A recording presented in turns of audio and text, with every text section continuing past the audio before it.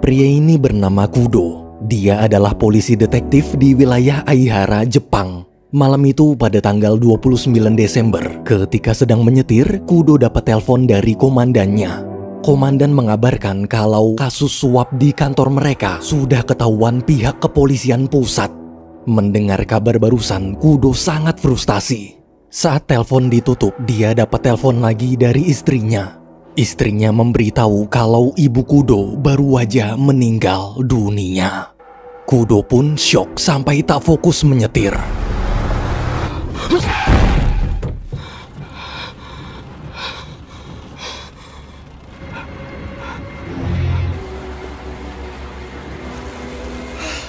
Pria itu tewas. Agar tak dipenjara, Kudo panik lalu buru-buru memasukkan mayat pria tersebut ke dalam bagasi mobil. Di tengah jalan ada razia polisi. Karena sesama polisi, awalnya Kudo diizinkan lewat tanpa pemeriksaan. Tapi gara-gara sikapnya aneh, polisi mulai curiga dan mencoba memeriksa bagasi mobil. Dengan panik, Kudo berusaha menghalangi. Beruntung sebelum dibuka, inspektur kepolisian pusat bernama Yazaki datang. Yazaki bilang dia ingin pergi ke kantor polisi wilayah Aihara, tempat Kudo bertugas untuk menyelidiki dugaan kasus suap. Karena kebetulan bertemu Kudo, dia meminta Kudo ikut ke kantor bersamanya. Mendengar itu, Kudo pura-pura tenang lalu menjelaskan kalau malam ini dia harus mengurus jenazah ibunya yang baru meninggal. Kudo janji besok dia pasti akan menemui Yazaki di kantor. Yazaki pun mengizinkan pergi. Di rumah sakit selesai mengurus jenazah sang ibu, Kudo dapat telepon dari komandannya. Komandan memberitahu dia dan rekan Kudo yang bernama Kugayama sekarang sedang dalam perjalanan menuju tempat Kudo untuk membahas kasus suap kantor mereka. Kudo yang panik langsung mencari tempat untuk menyembunyikan mayat si pria tadi. Untungnya waktu komandan sampai, Kudo tak ketahuan. Setelah mengobrol panjang lebar, Kudo pamit pulang. Esok hari, karena takut di mobilnya masih ada bercak darah si mayat, Kudo terpaksa pergi ke kantor menggunakan mobil sewaan. Ketika bertemu Yazaki, bukannya menginterogasi, Yazaki malah bilang kalau dia ingin membantu membereskan masalah kasus suap ini. Mendengar itu, Kudo lega. Tapi pas mau pergi, tiba-tiba Yazaki bertanya apa yang sedang Kudo sembunyikan. Dari pertama bertemu, dia tahu gerak-gerik Kudo seperti sedang menyembunyikan sesuatu. Kudo pun memilih diam. Siangnya Kudo ke rumah sakit lagi. Dia berencana ingin menghilangkan jejak si mayat dengan cara memasukkannya ke dalam peti mati sang ibu, kemudian dikremasi atau dibakar menjadi abu bersama jenazah ibunya. Kudo lalu minta izin ke staf rumah sakit agar diizinkan menginap malam ini. Malamnya saat situasi dirasa aman, Kudo mulai menjalankan rencananya.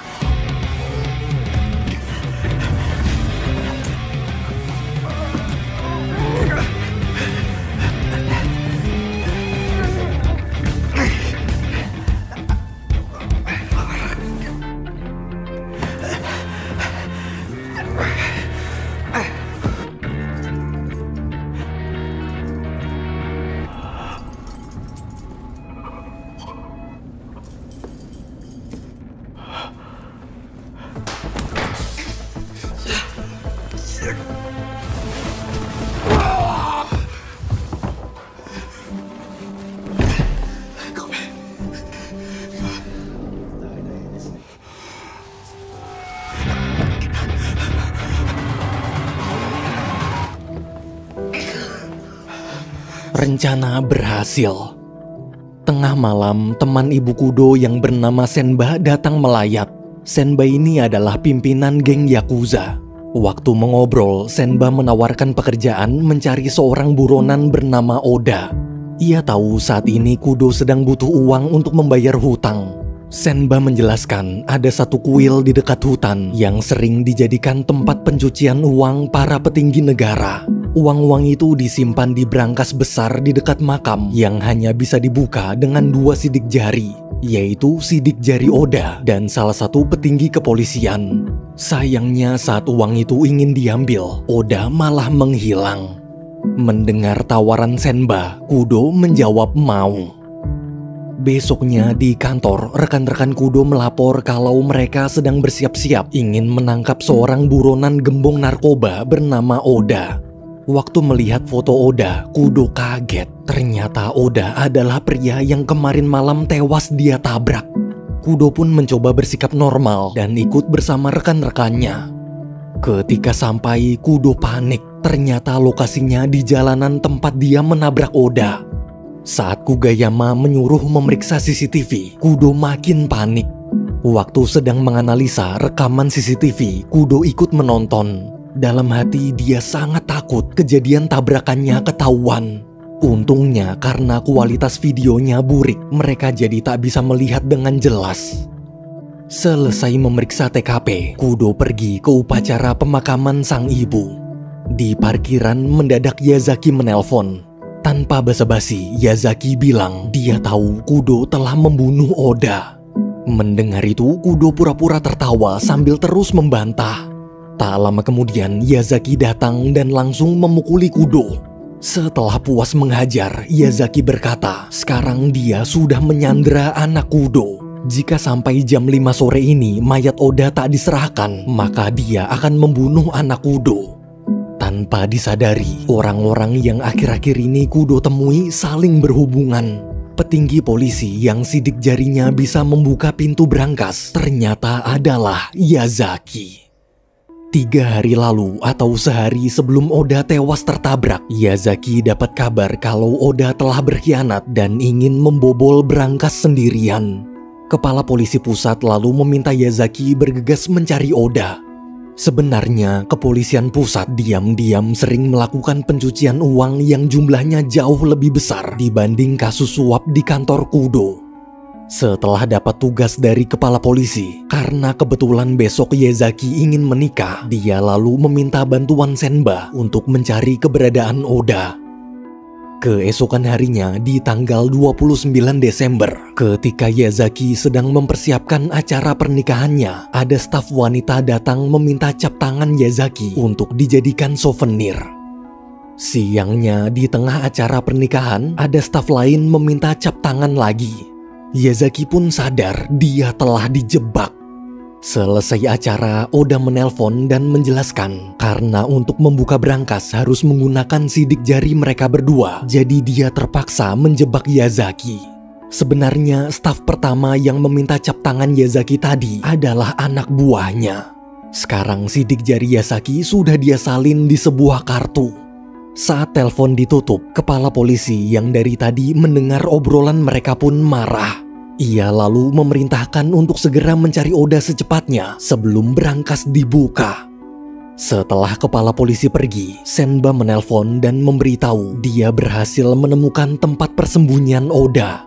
Malam itu juga Yazaki langsung ke sana. Oda, baga natta wa.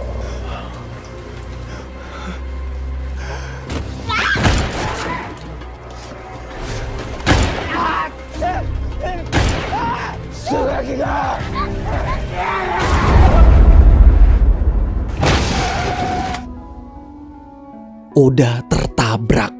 Melihat jasad Oda dibawa pergi, Yazaki lalu mengikuti Kudo. Di jalan saat razia, karena tak ingin para polisi memeriksa bagasi dan menyita jasad Oda, Yazaki pun buru-buru menolong Kudo. Ia juga pura-pura ingin menyelidiki kasus suap agar bisa bicara berdua dengan Kudo. Tengah malam, Yazaki melaporkan kejadian tadi pada kepala polisi.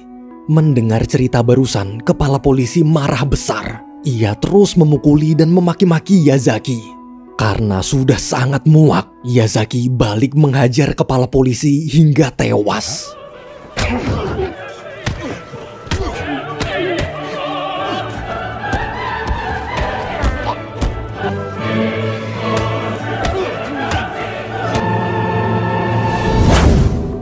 Yazaki lega. Kini dia bebas tanpa ada yang memerintahnya lagi. Di momen itu, Yazaki berpikir jika dia berhasil mendapatkan mayat dan sidik jari Oda, maka seluruh uang di brankas akan jadi miliknya sendirian. 2 hari kemudian, setelah tahu kalau putrinya diculik, Kudo berusaha menenangkan istrinya. Ia janji bagaimanapun caranya, dia pasti akan membawa putri mereka pulang. Sebenarnya hubungan Kudo dan istrinya sedang di ujung tanduk. Karena Kudo terlalu sibuk kerja sampai tak memperhatikan keluarga, suami istri itu kini sedang dalam proses perceraian. Di tengah upacara pemakaman sang ibu, sebelum dikremasi, Kudo diam-diam menyelinap ke belakang untuk mengambil mayat Oda. Tapi dia kepergok Kugayama. Karena terpojok, Kudo terpaksa menceritakan semuanya, lalu meminta Kugayama membantunya membawa jasad Oda. Di mobil, ketika memeriksa jasad, mereka berdua melihat ada bekas luka tembakan di punggung Oda. Itu berarti kemungkinan Oda sudah tewas tertembak duluan sebelum tertabrak. Agar dapat bukti lebih kuat, mereka menelpon pacar Oda dan memintanya datang sekarang juga. Setelah berhasil menangkap pacar Oda, dari hasil interogasi, Kudo akhirnya tahu semuanya. Di mobil, saat Kudo dan Kugayama sedang berdiskusi mengatur rencana, mendadak Yazaki menelpon, kemudian menyuruh Kudo menjauhi mobil sendirian.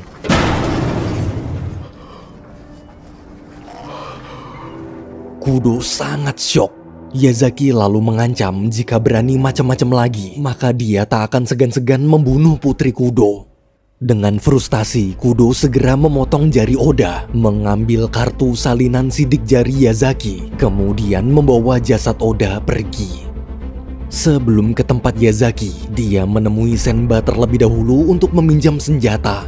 Karena lawannya nanti adalah seorang polisi kelas atas, Senba pun memberikan bom waktu untuk berjaga-jaga. Tepat jam 5 sore, sesuai kesepakatan, Kudo datang menemui Yazaki.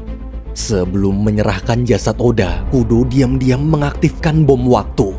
Karena jasadnya tertutup kain, Yazaki tak sadar kalau jari Oda sudah dipotong dan kartu sidik jarinya juga sudah diambil.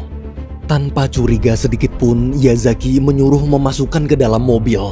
Setelah putrinya dibebaskan, awalnya Kudo ingin ditembak.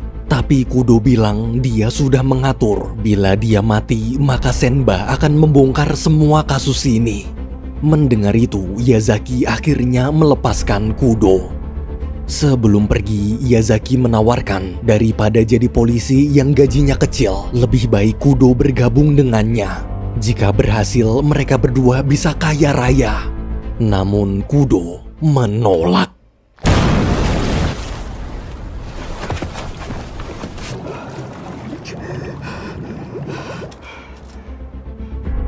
Malam hari setelah mengantar putrinya pulang, Kudo bergegas pergi ke lokasi berangkas.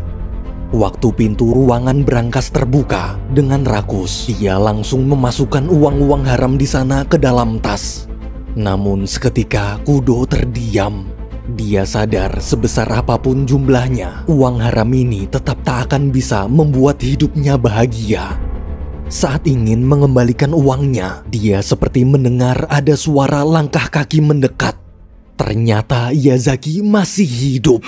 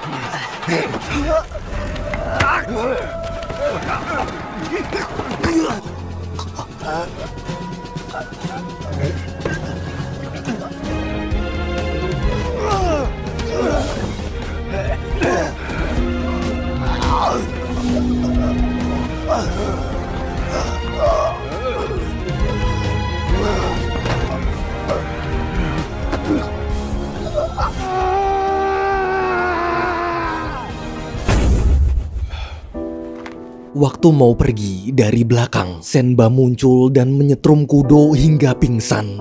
Sebenarnya dari awal, Senba lah dalang dari semua kejadian ini. Senba sudah mengatur pertarungan antara Kudo dan Yazaki. Bahkan jauh sebelum ini, dia jugalah yang menghasut serta memanfaatkan Oda agar mengkhianati kepala polisi pusat. Tanpa Oda sadar, sebenarnya selama ini pacar Oda adalah putri Senba. Sekarang rencananya sukses. Senba pun puas, kemudian pergi membawa seluruh uang dalam brankas. Keesokan paginya, Kudo sadar dengan kondisi penuh luka. Di jalan pulang, dia menghentikan mobilnya. Sambil menahan sakit, Kudo menelpon istrinya. Ia berkata, kini semua benar-benar telah berakhir. Ia minta maaf selama ini tak pernah bisa menjadi suami yang baik. Namun bila diberi kesempatan sekali lagi, Kudo janji akan berusaha lebih keras dan akan lebih banyak meluangkan waktu untuk membahagiakan keluarga kecil mereka. Mendengar kalimat itu, istri Kudo terharu lalu menyuruh suaminya segera pulang. Setelah telepon ditutup, ketika ingin istirahat, tiba-tiba ada mobil menabrak dari belakang. Ternyata Yazaki masih hidup. Ternyata hari sial Kudo masih belum berakhir. Atau mungkin tak akan pernah berakhir.